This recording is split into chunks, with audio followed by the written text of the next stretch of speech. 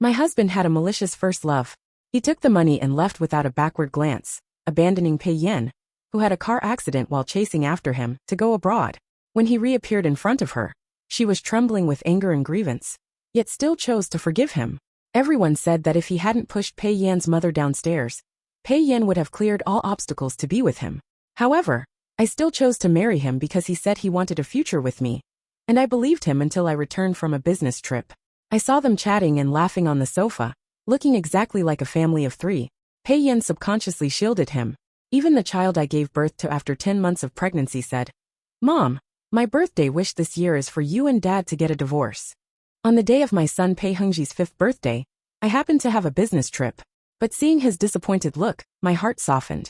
I swapped shifts with a colleague, caught the earliest flight back on his birthday, and picked up the pre-ordered 8-inch cake from the dessert shop, all to give him a surprise. But when I pushed open the door of my house, what greeted me was not my son's delighted embrace. Instead, it was the shock and fluster of the family of three in front of me. On the coffee table was an exquisite double-layer cream cake, making the one in my hand seem redundant.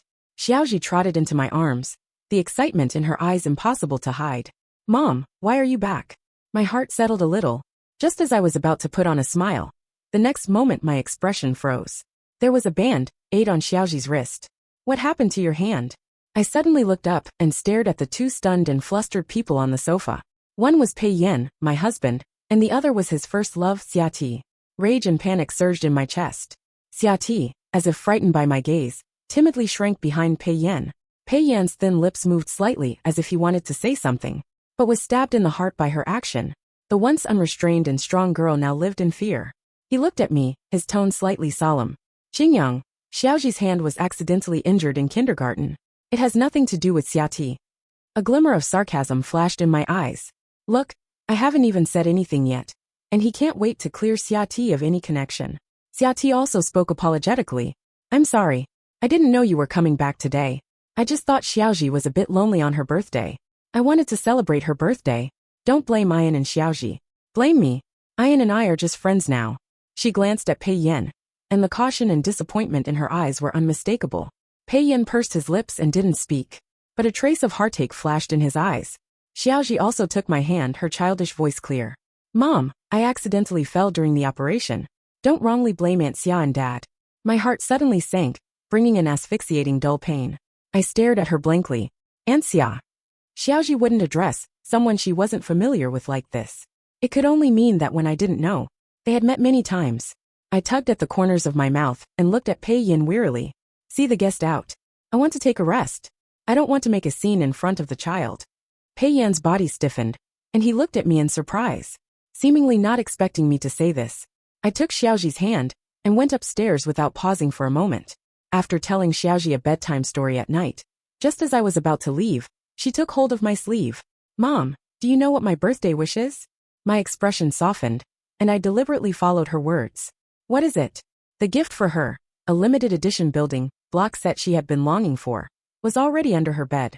She could see it when she woke up tomorrow. Xiaoji's eyes were clear and pure, but the words she said made me freeze in place. "Mom, my birthday wish this year is for you and Dad to get a divorce." I was stunned for a long time and looked at her seriously. "Do you know what divorce means?" Xiaoji said earnestly. "I know. It means you and Dad separate and don't live together anymore." "Why do you want Mom and Dad to get a divorce?" "Because you don't love each other anymore." After a long time, I covered my sore eyes and whispered, "Yes, children are not ignorant. On the contrary, their perception is the most acute." Xiaoji had noticed the difference in Pei Yan's attitude towards Xiati, and also my suffering in this marriage. Indeed, I no longer loved Pei Yan. I had stopped loving him long ago. The next day, the moment I handed the divorce agreement to Pei Yan, I clearly saw the shock and disbelief on her face. "Just because of this, you want to divorce me?" I looked at her calmly. "Which this? Picking Xiaoqi up when he got out of prison, renting out your apartment to him, and helping him find a job? Or taking Xiaoqi to see Xiaoji again and again? Or blatantly bringing him back to our home?" With each word I said, his face paled a bit. The panic in his eyes had nowhere to hide. He stood up and subconsciously tried to hold my hand, but I dodged. This action seemed to ignite his anger. "You investigated me?" I could no longer hide my disgust for him, and coldly rebuked. "If you hadn't done anything, would you be afraid of my investigation?" "Pei Yan, how dare you bring him in front of Xiaoji?" How dare you bring him back to our home? Who do you think you're? His eyelashes trembled, and he lowered his eyes, not daring to meet my gaze. The hand by his side subconsciously clenched tightly. Veins stood out clearly. Apparently, he remembered that Xiati had been imprisoned because he had pushed his mother downstairs during an argument. Their entanglement ended completely at this moment. Their stances were distinct from then on. It wouldn't be an exaggeration to say they were enemies. But with Pei Yan's current actions, was he the mother who had raised him? Was he Xiaoji, who looked up to him as a role model? He slumped back onto the sofa, pressing his reddened eyes. Qingyang, Xiati has reformed. He's always wanted to seek my mom's forgiveness. Please don't tell my mom about this for now. She's still on a trip. I don't want to worry her. I swallowed the bitterness in my throat, too exhausted even to utter a sarcastic word. Everyone knew how deeply Pei Yan had loved Xiati back then. Even though Xiati was a chronic liar and had an extreme personality, Pei Yan would lower his bottom line for him time and time again. Little did I expect that he could be so bottom-less for him, just like a dog that had recognized a venomous snake as its master. I looked at the divorce agreement in black and white, as if looking back on these 6 years of a failed marriage. Sign it. I can refrain from telling Auntie for the time being, but you must promise me that Xiati will no longer have contact with Xiaoji. I stared at him intently. I won't allow my son to be harmed in the slightest. Pei Yan looked up, his tone calm. Qingyang, I never thought of divorcing you. It's impossible between him and me. You know that best, don't you? Have you ever thought about what would happen to Xiaoji if you left? A dense sense of sourness and sorrow welled up in my heart. In order for Xiaoji to grow up in a healthy and complete family environment, I had suppressed the thought of divorce time and time again. In the end, it turned out that the two adults were not as clear-sighted as a child. I lowered my eyes for a long time, and then smiled in relief. Even if we divorce, I'll still be his mom. That's enough. Seeing that there was no room for negotiation, Pei Yan said no more. With a hint of annoyance, he signed the divorce agreement neatly, and then left in big strides, as if trying to escape something. After giving instructions to Nanny Zhou about Xiaoji, I moved out without hesitation. I had several real estate properties under my name. Just as I was thinking about where to go, my dad called. My heart immediately tensed up, as if I was back to the time when I was late coming home and felt guilty about being checked up on. Hello, Dad. What's up? The tone on the other end was firm. Come back and live at home now that you're divorced. Your room has always been kept clean. My dad had strongly opposed my marriage to Pei Yan at that time, and had even boasted that our marriage wouldn't last 3 years. Although I had disproven his prediction, I still felt a bit defeated. I just got divorced, and you already know? You're so well informed. He snorted. Nanny Zhou was introduced by me to take care of you. Of course I know. Okay, I'd forgotten about that. Fortunately, I asked the moving company to change the route. Now my dad would definitely nag me for a long time. When I finished unloading the luggage, and was about to enter the door suddenly opened. With a bang, my mom and my best friend Jiang Qi set off confetti cannons on either side of me. Colorful ribbons landed on my shoulders and in my hair. I stared blankly at the huge banner hanging in the living room that read, "Congratulations to Ms. Su Qingyang for successfully overcoming the tribulation. The days ahead will be sunny." At this moment, the grievances I had swallowed alone for countless days and nights finally found a place to rest. I clearly wanted to laugh, but when I opened my mouth, I choked up involuntarily. What are you guys doing? My mom's eyes were red as she hugged me. Welcome home, my dear. My dad was sitting on the sofa. We exchanged a look, and everything was understood without words. When checking the luggage with the moving master, he chuckled. After moving for so many years, this is the first time I've seen a divorce being celebrated so grandly. Your family is really good to you. You're so lucky. I smiled proudly. Yes, they've given me the confidence to do anything. I grew up smoothly in love and happiness. I have enviable parents and affectionate friends. Probably the only bitterness I've tasted is the bitterness of love. There doesn't seem to be much to complain about. Lying in the familiar yet unfamiliar bed, I dreamed of the past for the first time in a long time. When Jiang Qi broke his leg at the age of 18, when I went to see him, I met Pei Yan in a single ward. He was sitting on a chair beside the hospital bed. The afternoon sun shone in through the window, casting a halo around his thin silhouette. This scene was as beautiful as an illustration. When I pressed the shutter, he happened to turn his head. At the moment the photo was frozen, my heart raced. It was rather shallow of me, but I was a face, control, and fell in love with him at first sight. Jiang Qi had a wide network of contacts. I pestered him to help me find out about Pei Yan, so I learned about this love story that was so entangled. As a young girl just starting to have feelings, I was angry at his misfortune in love, and felt sorry for his deep affection and persistence. But I never thought that everything was the result of his own choice. Even when he came back again, no matter how angry and sad Pei Yan was, he still compromised and softened in the face of his tears. Secret love is bitter, hard to put into words, yet impossible to resist sinking deeper and deeper. I accompanied him through the difficult trough, just like a TV drama, reaching a beautiful ending. Pei Yan let go of the past and confessed to me sincerely. His friends joked that it was like a bruised prince finally meeting the kind-hearted princess after going through hardships. It was a long time later that I understood that loving someone means cheating for them. Pei Yan liked me because I was a good person in myself. Even if he stood still, the warmth of the sun would shine on him. He loved him. Even though Xia Ti was the wrong person, he was like a rose in full bloom with sharp thorns. Getting close to him would leave one scarred, yet he was addicted to it. But I woke up too late. It's not too late, Su Qingyang. Don't sleep anymore. We have to catch the plane. Jiang Qi jumped out of bed full of energy and opened the curtains with a swish. The sunlight instantly filled the entire room. He pulled me up against the light. Let's go diving in Malaysia. We definitely have to take a set of super beautiful divorce photos for you. I woke up from my daze and couldn't help but smile. Jiang Qi and I had co-founded a photography studio in college, and it was doing very well. In the past, I always recorded others and captured their most beautiful moments. Now it was time to see myself. Pei Yan pinched the space between his eyebrows wearily. Ever since Su Qingyang moved out, a feeling of pent-up anger in his chest had been making him extremely irritable. He had never thought of divorcing her. After all, it was already impossible between him and Xia Ti. Pei Yan originally wanted to coax her, but when he met her calm eyes, he suddenly felt a stinging pain. Why? There wasn't a ripple on Su Qingyang's face. How could it be possible? He clearly loved her so much. They had had a fight about the divorce, right? Unable to tell whether it was annoyance or a sense of being certain, he signed the divorce agreement. He was sure that she wouldn't leave. Pei Yan subconsciously opened Su Qingyang's WeChat moments, but his fingertips trembled slightly, as if they had been burned. He was stunned for a long time.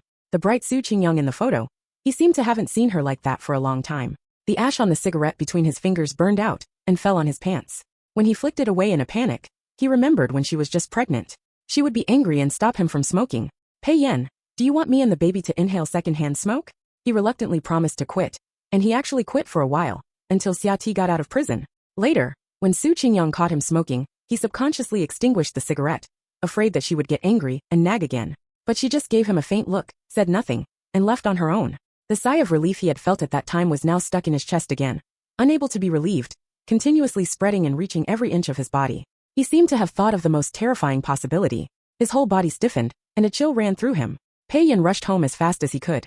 The house was empty. Not a single trace of her was left. He rummaged through every corner and finally found an album. Pei Yan remembered that Su Qingyang had looked at him with a smile. I'm going to use this album to record every beautiful moment of our family of 3. His eyes softened unconsciously, but when he turned to the 1/3 mark, the arc of his lips suddenly froze. He flipped through the album quickly as if he had seen a ghost. His face turned paler and paler, and his hands even started to shake. The photos were added in chronological order. When they first got married, there was always a happy smile on her face, the smile of being in love. Soon after she was pregnant, the two of them, newly become parents, were both surprised and at a loss. When Xiaoji was born, she gently coaxed the crying baby in the swaddle, and there was a new maternal gentleness and calmness in her eyes. After that, there were photos of the family of 3. Su Qingyang was a very ritual-oriented person. On birthdays, anniversaries, and even when Xiaoji got a little red flower in kindergarten for the first time, she would make sure the whole family celebrated and recorded it. Pei Yan cooperated with an air of resignation on the surface, but felt the warmth of home from the bottom of his heart. But in the photos from the second year of marriage, there was a faint melancholy in her eyes. Even when she was smiling, there was an indescribable sense of sadness and brokenness. Later, she took Xiaoji to the amusement park and took a lot of photos of flowers, birds, fish, and insects at her studio. In the 3rd year, the smile returned to her face again. But after that, Pei Yan no longer appeared in the album. When Pei Yan turned to a certain page later, his fingertips suddenly froze. It was a photo of a pot of Chinese yam and rib soup. Su Qingyang had grown up in a pampered environment since childhood. This was the only dish she could cook. When Pei Yan first took over the company, he had a lot of social engagements, and often came home reeking of alcohol. She was very angry, but still felt sorry for him, and clumsily learned to make soup for him. The taste was average, but a bowl of hot soup would make him feel much better. But Pei Yan had almost forgotten what that taste was like, because he hadn't had it for several years. He tugged at the corners of his mouth. Only then did he realize that it wasn't that she didn't cook it anymore, but that she no longer cooked it for him. Pei Yan dejectedly closed the album, and sat on the sofa crying for half an hour. He remembered that on Xiaoji's birthday, when Su Qingyang caught him in Xia Ti, she wasn't angry or sad, just cold. But when she saw Xiaoji was hurt, she suddenly became vigilant like a mother hen protecting her chicks, looking at Xia Ti and him with eyes as if they were human traffickers. Subconsciously, did she actually think that he would harm his own child?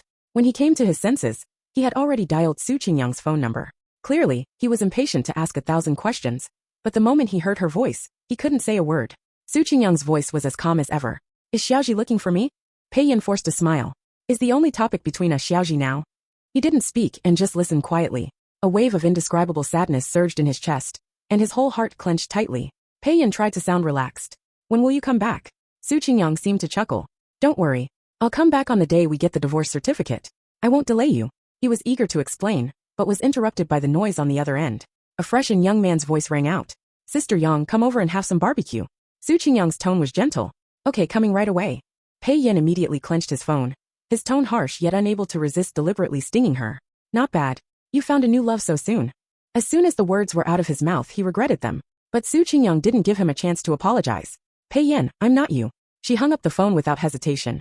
He got the answer he wanted, but his chest felt as if it had been filled with 1,000 pounds of cement. The airtight annoyance couldn't be relieved at all. He pressed his sore eyes, and had to face the fact that Su Qingyang really didn't love him anymore. She had stopped loving him a long time ago. How stupid was he that he hadn't noticed a thing? No, maybe he had noticed, but he had just been deceiving himself all along. After hanging up the phone, I got up and walked towards Jiang Qi. He handed me a plate of grilled skewers. Who called you? I smiled. Pei Yan. Jiang Qi made a disdainful expression. He's such a jerk. Only when he's divorced and realizes he can't live without you. I was amused. What kind of description is that? Are you going to eat or not? He's just an irrelevant person. Don't let him ruin your mood. Jiang Qi nodded and beckoned to the members of our studio.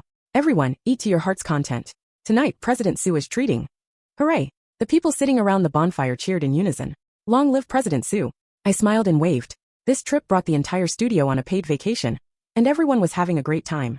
In the distance, the waves were rolling, and nearby, the bonfire was ablaze. Everyone's face carried a relaxed smile, as if reborn. On the day we were supposed to get the divorce certificate, I saw Pei Yan at the entrance of the Civil Affairs Bureau. His chin was stubbly, and there were dark circles under his eyes. His whole body was enveloped in a gloomy aura, yet his gaze never left me for a moment. I slightly furrowed my brows and kept my distance from him. Let's go, Qingyang.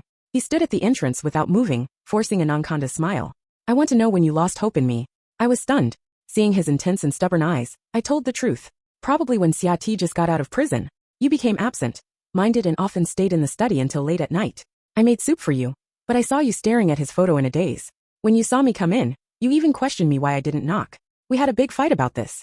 I asked you why you still kept his photo. He hurt you and your mom, but you stood up and coldly told me that because of his tragic childhood, he became like this, and it wasn't all his fault. He already regretted it. I stared intently at his increasingly pale and pained eyes and brows. At that moment, I thought you were terrifying.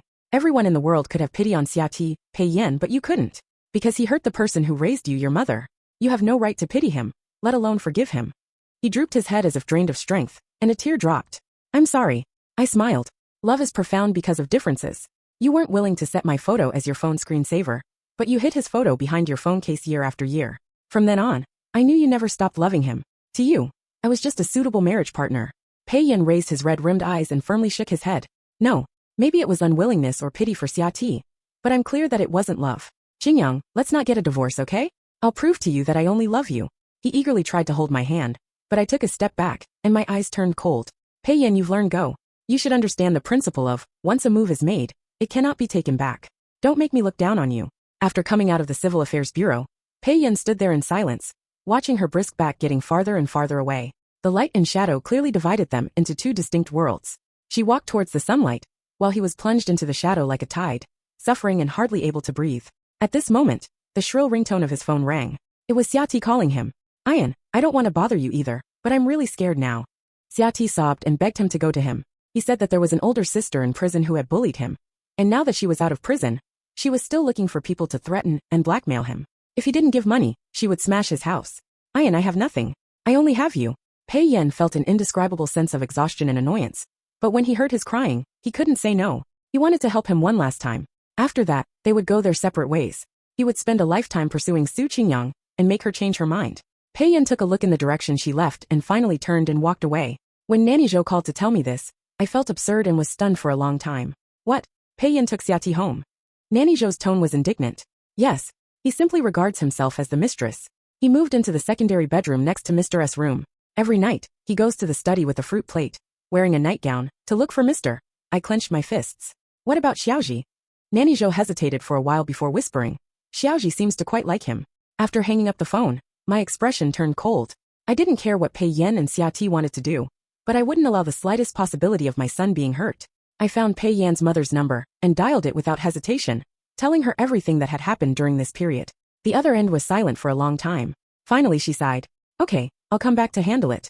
Qingyang, you've suffered torture these years. After hanging up the phone, tears instantly fell. Pei Yan's mother was a very kind woman. She and Pei Yan's father were childhood sweethearts and jointly founded the thriving Pei's company. But Pei Yan's father died of cancer when Pei Yan was very young. Pei Yan's mother had to not only stabilize the company, which was surrounded by wolves, but also take care of Pei Yan, who cried for his father all day long. She didn't even have time to grieve for her deceased husband, and gradually became that resolute businesswoman in the business world.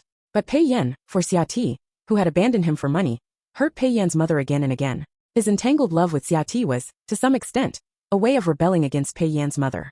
He resented Pei Yan's mother for intervening and breaking them up. But after years of struggling in the business world, how could Pei Yan's mother not see a person's true nature? To protect her son, she had to do so.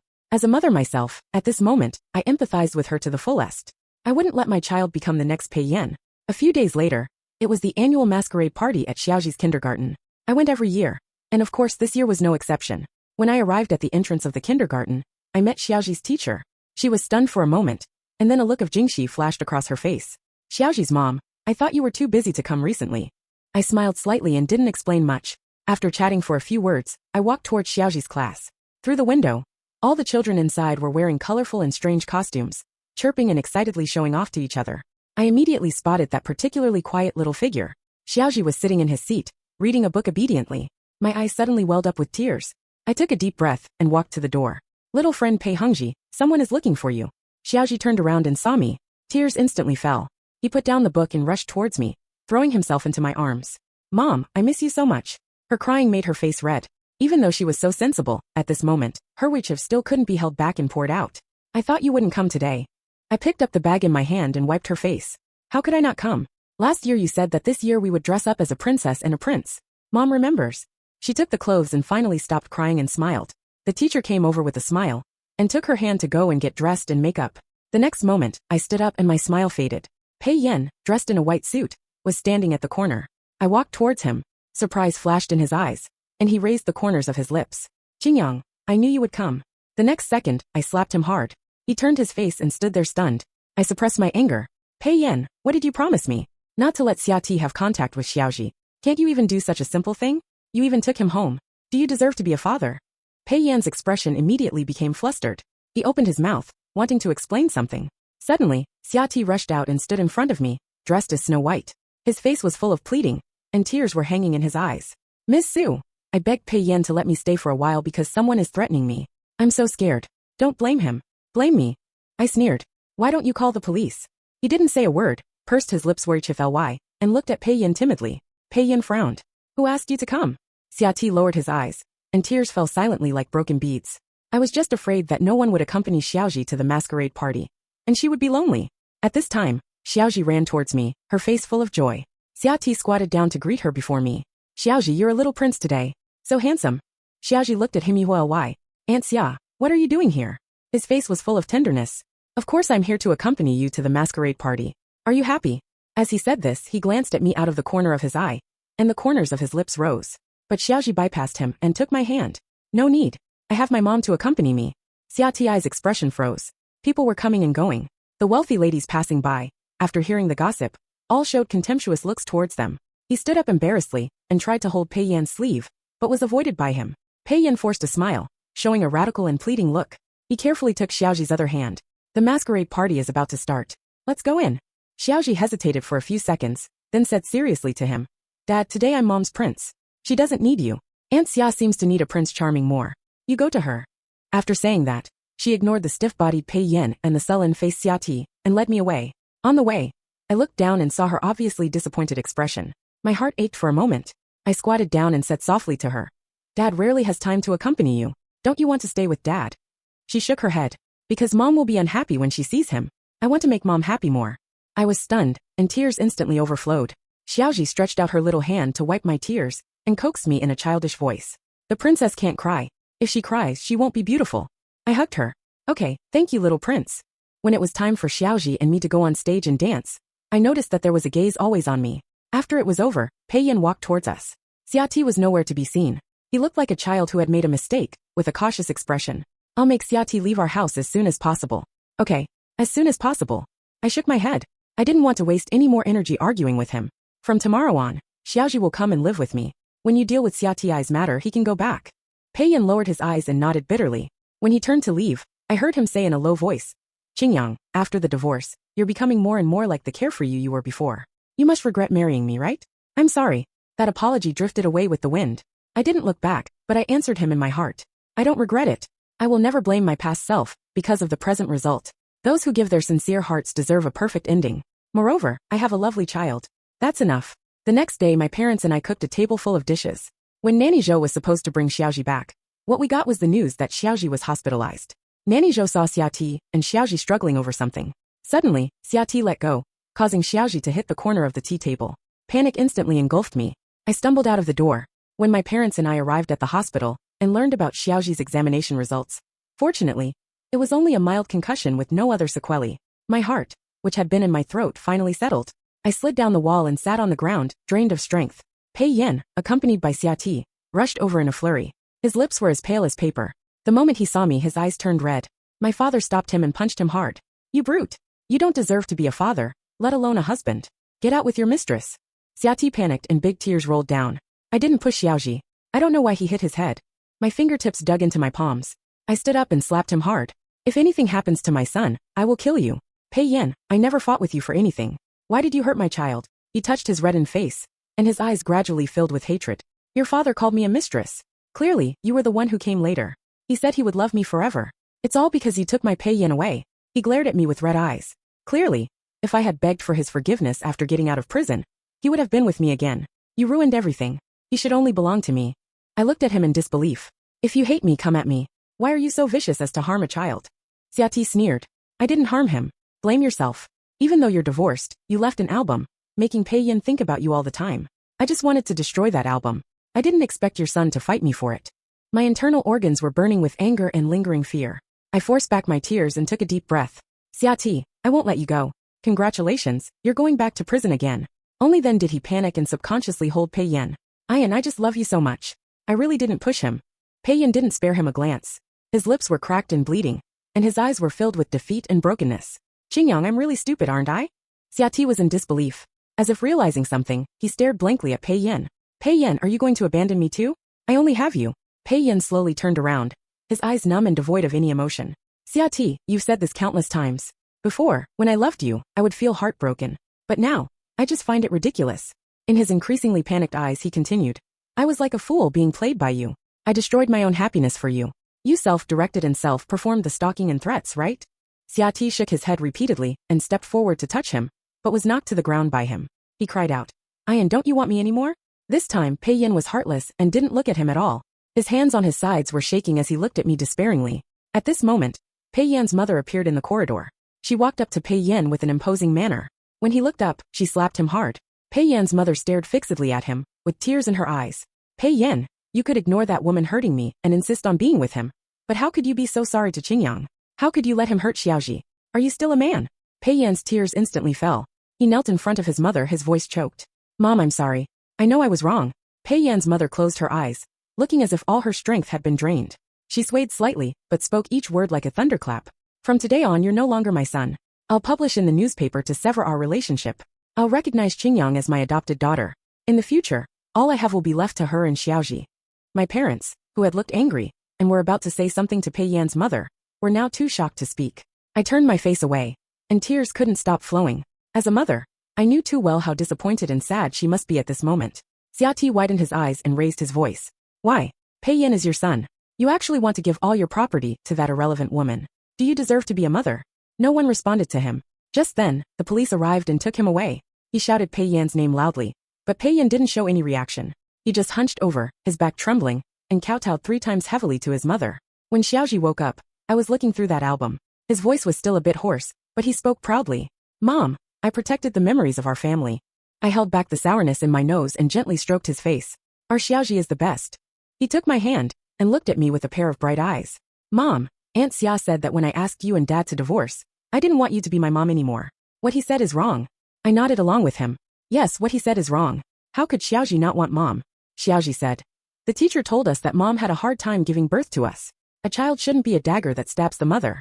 I heard you talking to Aunt Chi-Chi on the phone. You and Dad were clearly in pain when you were together, but you couldn't divorce because of me. I think that's wrong. My deskmate Yi's parents are also divorced. Her mom said that getting married is for happiness, and so is getting divorced. Mom, if getting divorced makes you happy, I will support you. I sobbed uncontrollably. Xiaoji was smart and precocious, so he was extremely sensible. But the more sensible the child, the more heartbreaking it was. Originally, I could have pretended not to know and continued this marriage that made me miserable for Xiaoji's sake. But my child hoped that I would be happy. Xiaoji took out a tissue to wipe my tears. Mom, don't cry. Xiaoji will always love you. I took his little hand. Mom will always love you too. Pei Yan, leaning against the outside of the hospital room, heard the conversation between me and Xiaoji. He could no longer hold back and cried bitterly, covering his mouth. Only now did he finally understand what he had really lost. But once the move was made, there was no going back. He had lost everything and ended up with nothing. After Xiaoji was discharged from the hospital, we moved in with Pei Yan's mother. She became good friends with my mother. When Pei Yan's mother went on a business trip, my mother would go traveling with her, which made my father secretly jealous. Fortunately, Jiangqi's father, who was addicted to fishing, came to take my father to play.